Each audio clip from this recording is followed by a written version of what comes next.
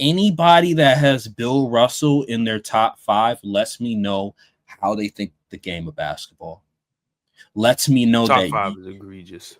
Top 5, top 2, even close to Jordan, even close to Magic, even close to any of these guys. Lets me know you did not watch any 60s basketball, and if you did, you were 5 years old. You don't remember exactly what transpired during that time. Go back and watch the film, and you can't tell me Bill Russell is a top 10 player all time. So I was watching Bill Russell. I was watching some of Bill Russell's old games. They actually have them on NBA.com.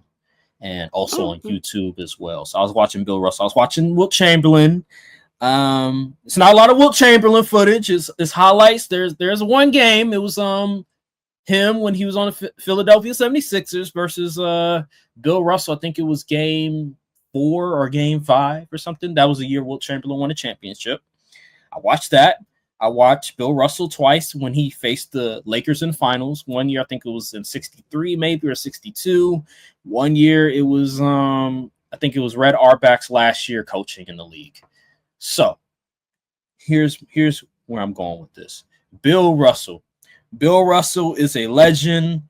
Bill Russell is an all-time great. Bill Russell, I salute him for what he did as an activist. I salute Bill Russell for just bringing the game to where it is now. If there was a Mount Rushmore for NBA players, Bill Russell would be on that Mount Rushmore. With that being said, this is a preview of next week when we do our top 10 best players of all time list. I can't put Bill Russell in my top 10 all time. I'm sorry. That's just me. After what I saw, after all the games that I saw, and I went and looked at the advanced analytics as well. Win shares, true shooting, offensive win shares, defensive win shares. I even looked at his accolades. To me, he's not a top 10 player all time. I'm sorry. I'm sorry. And here's why. So, Bill Russell, if you pay attention, his offensive game, he doesn't have an offensive game. He has a hook shot, a turnaround hook shot, and even that doesn't work most of the time. His true shooting percentage was god awful. Matter of fact, let me pull it up right now. Let me pull it up. I'm mad somebody went and logged that stat though. They had to watch a lot of games. So true shooting. By the way, true shooting takes account 3-point, 2-point, and it was no free throws. There wasn't free throws, so it wasn't 3-pointers. So all it was free throws and 2-point shots, which is even worse. The fact that all we're logging is 2-pointers and all right, here we go. Let me share my screen real quick. Okay. Let me see. Advanced analytics. So here we go. So true shooting, look at this. His best year was 50%. That's bad. That's bad, Brian. Terrible. That's bad. Look at the other years. 45. These are the years he are considered the MVP. MVP, right? Mm-hmm. 46% MVP. 46% MVP. 47. Come on, man. and then win shares. That's pretty. That's pretty decent. But when you go to Wilt Chamberlain, you would think that a guy that only won 2 rings would have less win shares than a guy that won 11. It's not the case.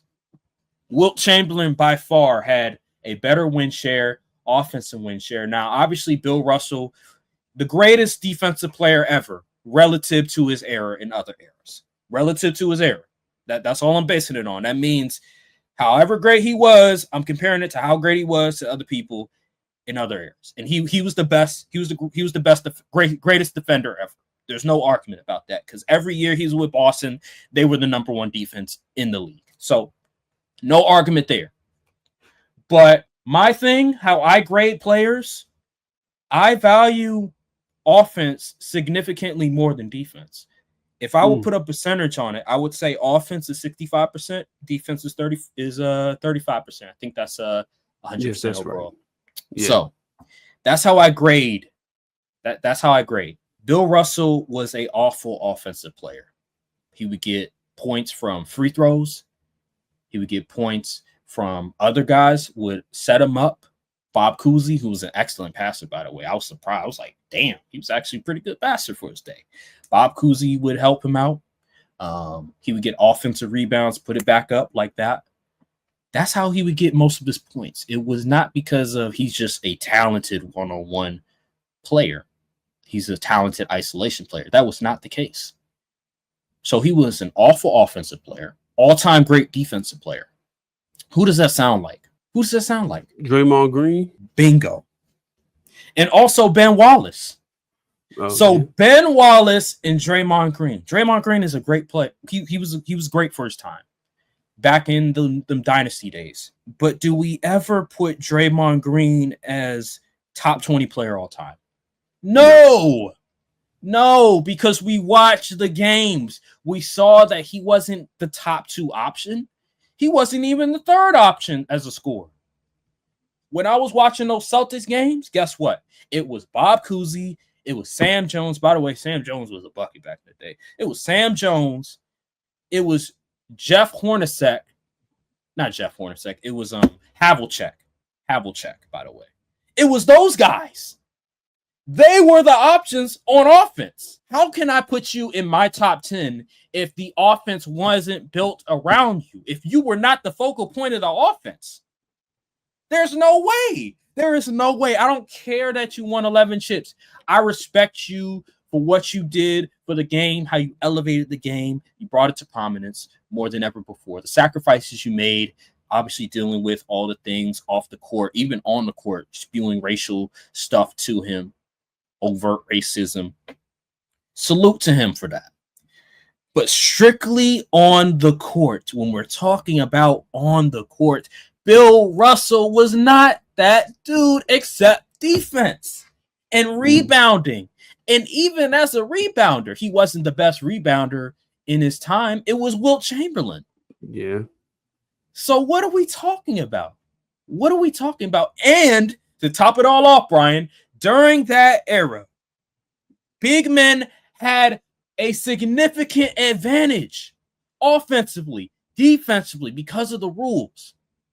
All they had to do was they can literally camp in the restricted area. Yeah. Well, I wouldn't. There was 3-second rule. There was still 3-second rule back then. I think it was in the 1940s they implemented 3-second rule. I did some research on it too. By the way, I did my research. So there was a 3-second rule. But if you were a guy that was over 6'7", good, pretty good athletically during that time, and can block shots, you were a good defender. You were. There was no switching involved. They weren't going to hunt people on switches. They couldn't set screens. The screens that they were setting, they were just hugging people. Literally, it was just hugging people. They could not set screens. So the offenses were easy to defend. What's that hard? And the guards, they weren't allowed to do crossovers between the legs, behind the back. You had to dribble with your hand on top of the ball. Yes. They weren't allowed to do crossovers because they would call it palming or carrying. Yep. So think about that. You couldn't do a crossover. You couldn't do between the leg. You couldn't do behind the back. You can only dribble one way. Guys would just dribble with the right hand or the left hand the entire time down the floor. And Jerry West was averaging 30 doing that. When I was watching the games, the people that I respected more were the guards and the wings of that era. Jerry West, Sam Jones for the Boston Celtics. Those were the people I respected even more because they could only dribble with one hand. They couldn't cross over. They couldn't do none of that.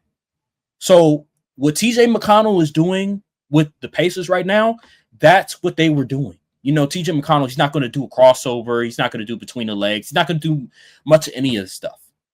That's what Jerry West and them was doing. And they were averaging 30 points a game. While Bill Russell, all he had to worry about was, protect the paint. I don't have to worry about, am I going to have to guard this guy in space? Am I going to have to switch on this guy? He didn't have to worry about that at all. And you're telling me he's a top 10 player all time? Get out of here. Get out of here. Get out of here. Yeah, Will. I said Will. Bill Russell has been out of my top 10 for quite some time. So yeah, I have no argument for you in that. I don't care how many rings he got. When you put it in context, it's like compared to other top 10 dudes, like it's like, all right, let's start getting serious here. Brian, let me tell you something else that I noticed while watching the games.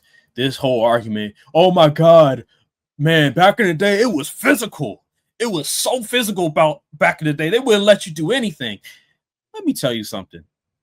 The 60s was arguably the least physical era in basketball that I've seen. Literally, you pass gas, it's a foul. People complaining about now with the fouls. Back then, back then, they would call a foul. You just got your wrist, got your forearm, etc., your elbow, like a light tap. It's a foul. And you're telling me that's more impressive than what these guys are doing now? Get out of here. Yeah, I don't want to hear it. They're drunk. Whoever said that. The biggest lie ever told in NBA history was that the 60s was this physical era. If you go into the paint, they're going to maul you or something. That's just not true. That is a complete lie. They weren't doing none of that. Guys weren't even going into the paint. It was all mid-range shots. All mid-range shots. So I don't want to hear that, man. I don't want to hear that. I've seen Wilt Chamberlain in the same era dominate, have an offensive game, be a good defender. I don't want to hear the excuses from Bill Russell. Anybody that I'm gonna close the podcast on this. Anybody that has Bill Russell in their top 5 lets me know how they think the game of basketball. Lets me know top that 5 is egregious. Top 5, top 2, even close to Jordan, even close to Magic, even close to any of these guys. Lets me know you did not watch any 60s basketball, and if you did, you were 5 years old. You don't remember exactly what transpired during that time. Go back and watch the film, and you can't tell me Bill Russell is a top 10 player all time. They can tell you, they just be wrong. You can't, they can't have a good enough argument to convince me that Bill Russell is a top 10 player all time, except bringing up his defense and the rings. And you know how I feel about ring culture. I'm going to end it on that. Aaron versus the Unks. Aaron versus the old heads. Yes. We going, next week when we get to our top 10s, I'm going to have something else to say too.